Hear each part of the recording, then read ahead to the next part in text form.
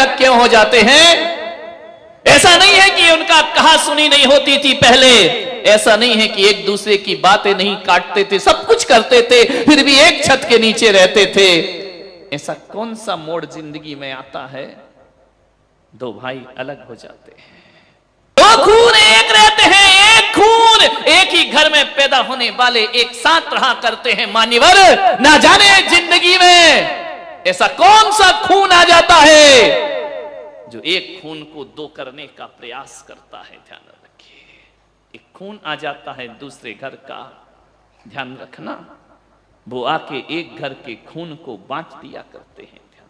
मुझे क्षमा करें, बात सच है, गलत नहीं है, छोटी है लेकिन सच है। ऐसा क्या जीवन में घट गया तुम्हारे? कल तक तो ये हाल था कि चार भाई एक थाली में भी खा लेते थे। अरे जिस बाप ने इस घर को चार बेटियों को पाल पोस करके विवाह करके विदा कर दिया, उस समय वह घर छोटा नहीं लगा। एक बहू क्या आती है, वो कहती है कि मकान छोटा है। ध्यान रखना, जहां चार चार बेटियां पल गई, जहां चार चार बेटे पल गए, उनके लिए मकान छोटा नहीं लगा। एक क्या शहजादी आ जाती है, उसे मकान छोटा लगता है। ध्यान रखिए मान्यवर, एक परिवार की चर्चा कर रहा हूं मैं, ध्यान रखना। एक खून ऐसा आ जाता है हमारे घर में जो हमारे खून को बांट देता है। भाई भाई के खून तो एक ही हुआ करते हैं, एक पराया खून आता है। और एक बात का दुख तो तब होता है कि जिस खून को बड़े बाजे गाजे के साथ विवाह करके लाते हैं, एक बात याद रखना, वह खून जो शादी करके घर में आता है, मैं कहता हूं वो खून ऐसा पराया खून है, वो कभी इस घर को अपना घर नहीं समझ पाता है, कभी इन माँ बाप को अपना माँ बाप नहीं समझ पाता है, कभी देवर को भाई नहीं समझ पाती है, कभी ननंद को बहन नहीं समझ पाती है। वो हमेशा दूरियां बना करके रहा करती है। एक बात याद रखना, यदि इस घर को अपना घर मान लिया होता तो आज ये दशा घरों की होने वाली नहीं थी। एक बात स्मरण में रखना, यदि ये घर तुमने अपना घर माना होता तो कभी तुम अपने पति से ये नहीं कह रही होती, शाम को जब वो थका हारा लौट करके आता है, भोजन करता है, कमरे में जाता है, वहां पर शिकायतों की लिस्ट तैयार रहा करती है। तुम्हारी माँ ने मुझे ऐसा कहा, तुम्हारे पिताजी ने मुझे ऐसा कहा, तुम्हारे भाई ने मुझे ऐसा कहा। क्या करे वो बेचारा, वो लड़का न पत्नी का हो पाता है, न माँ का हो पाता है, न परिवार का हो पाता है, न वो इधर कुछ बोल पाता है, न उधर कुछ बोल पाता है। पहले तो कहा जाता था कि बेटियां जाके ससुराल में दुखी होती हैं, वो चार लोगों को दुख बता देती हैं। लेकिन ये कुंवारे छोरे जब शादीशुदा हो जाते हैं ना, माँ का पक्ष लेते हैं तो पत्नी आंख दिखाती है, और पत्नी का पक्ष लेते हैं तो माँ आंख दिखा। स्थिति बहुत गंभीर है लेकिन नियंत्रण में है। जब तक पुलक सागर मौजूद हैं तब तक नियंत्रण में स्थितियां रहेंगी आपके घरों की। बहुत परेशान हो जाता है वो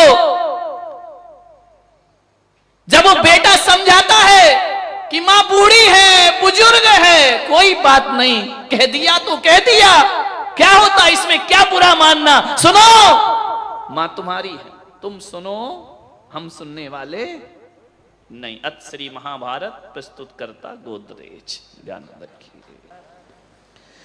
थोड़े से जीवन को बदलिए। हर बात वो पति से ही कहेगी और ये उसका हक है। ध्यान रखिए, समझने को तैयार क्यों नहीं होते हो? उसकी जिंदगी का मजिस्ट्रेट कौन है, उसके जिंदगी का जज कौन है? पति के लिए ही वह शादी करके आती है। ध्यान रखिए मान्यवर, मां की पीड़ा ये होने लगती है कि अब बेटे पर बहू का कब्जा होने लगा है। दर्द केवल इतना है कि बेटा हाथ से गया, बेटा क्या करे बेचारा। अब शादी के बाद भी तुम्हारे साथ शॉपिंग करने जाए क्या? शादी के बाद भी तुम्हारे साथ पिक्चर देखने को जाएगा? शादी के बाद अरे एक आध बार कभी तो उसको अपनी पर्सनल लाइफ जीने दो, ध्यान रखिए। मान्यवर, लोग कहते हैं कि बहुएं परेशान है, जहां तक मेरा अनुभव है बेटे बहुत परेशान हैं। यदि अपनी पत्नी की बात वो मां से शेयर करता है, पत्नी का पक्ष थोड़ा सा मां के सामने लेता है, तो मां कहती अच्छा 4 दिन की आई जोरू का, बेचारा करे क्या सुन सुन के।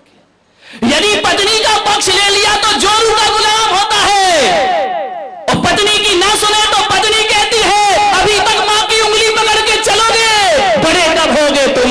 ध्यान, क्या स्थिति बन जाती है उसकी। पहले घर में आता था, दुकान से हंसता था, मुस्कुराता था, खुश होता था, अब आता है इधर पत्नी का मुंह बना है, उधर मां की त्योरी चढ़ी। कैसा जीवन बना दिया, कैसा नरक में जीवन बना दिया।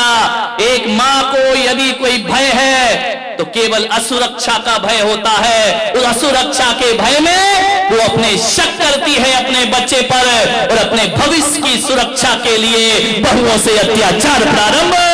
तो भय क्यों है आपको? आप क्यों सोचते हैं कि हमारा बेटा पराया होगा? नहीं मेरे भाई, और यदि तुम्हारा बेटा पराया हुआ है तो इसकी जिम्मेदार भी तुम ही हो, बहू नहीं है, ध्यान रखना।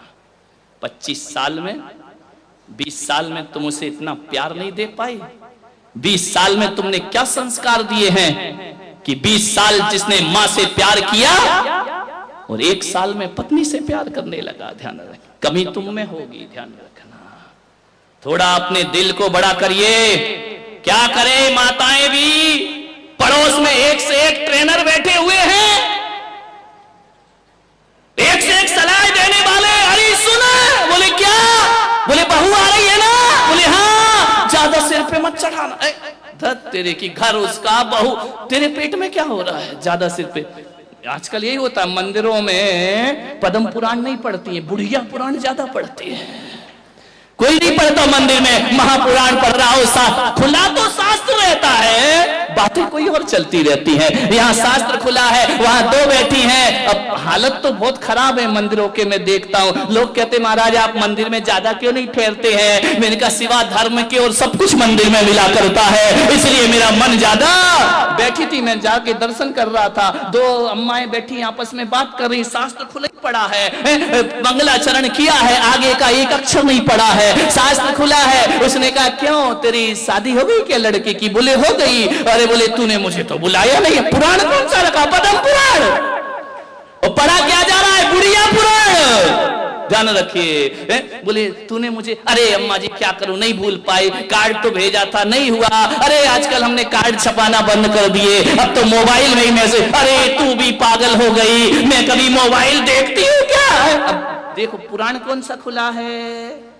रामचरित्र खुला है, रावण का चरित्र पढ़ा जा रहा है। मान लो कि बोले कैसी शादी हुई? बोले शादी तो अम्मा जी इतनी बढ़िया हुई, इतनी तारीफ करी। बोले एक बात बता, कितना मिला है?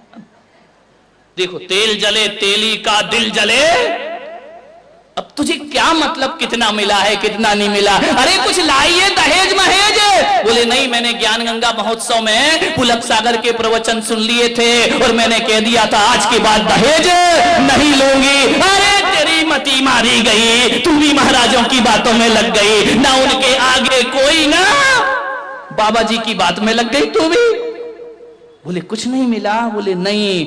बोले धत तेरे की, हीरा सा लड़का, शब्द देखो अनुप्रास अलंकार, हीरा सा लड़का कौड़ियों के भाव में बेच। जब इतना हीरा सा था तो तूने अपनी बेटी क्यों नहीं दे दी? ध्यान रखा, मत फूको किसी के घर।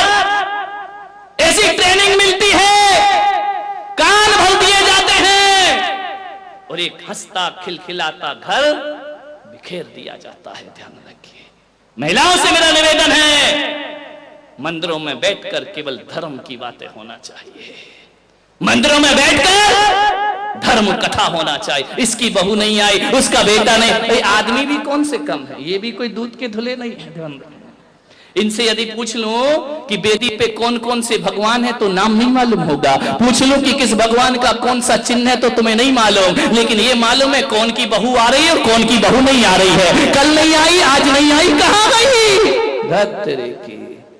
क्या देखने जाते हो मंदिर में? मंदिरों को अपवित्र मत करिए मेरे भाई। किसी भी सास के कानों में ऐसी गंदगी मत डालो। मेरी सभा में बैठे तो एक एक महिला एक संकल्प करे कि कोई यदि हमारे घर की बुराई या बहू की बुराई करेगी तो कहना मेरा कान डस्टबिन नहीं है, ये गंदगी डालना है तो कहीं और जाकर के डाल।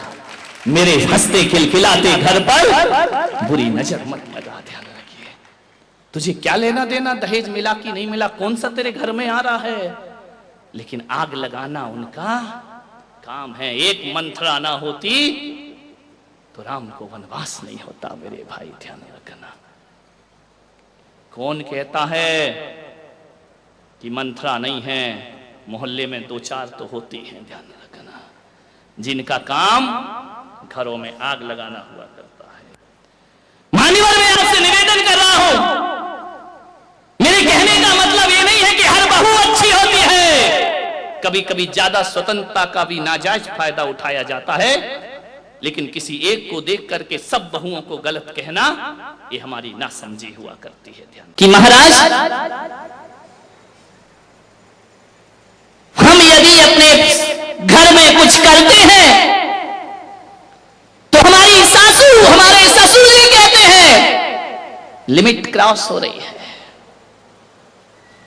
हमसे कहा जाता है फ्रीडम ज्यादा मिल गया है, स्वतंत्रता ज्यादा मिल गई है, यह बातें बोली जाती हैं महाराज।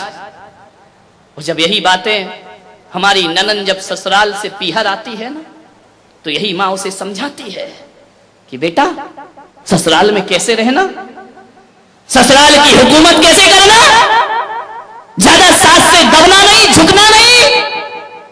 जिस बातों का विरोध करती है मेरी, वही बातें वो मेरी ननंद को सिखाती है। बहुत पीड़ा होती है महाराज, बहुत दर्द होता है महाराज। ये दोहरे मापदंड क्यों है हमारी माताओं के बीच में? मैं जानता हूं एक ऐसी सास को, वो मेरे दर्शन करने को आई, मैंने कहा अम्मा जी सुखी हो? अरे बोले सुखी तो हूं महाराज, बस एक दुख है। मैंने कहा क्या दुख है? बोले जो बहू आई है ना, तो मैंने कहा क्या हो गया उसको? अरे बोले कोई तमीज नहीं, माँ बाप ने कुछ नहीं सिखाया उसको।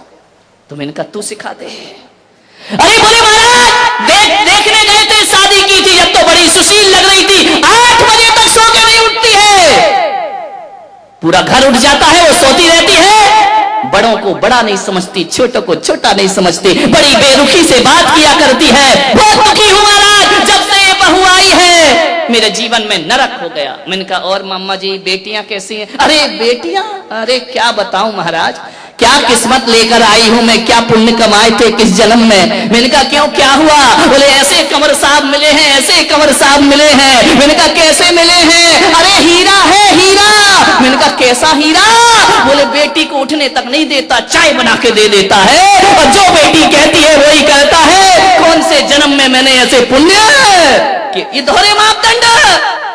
बहू को कहती है किस्सों के समय पे नहीं उठती, वो दमाद से कहती दमाद हीरा है।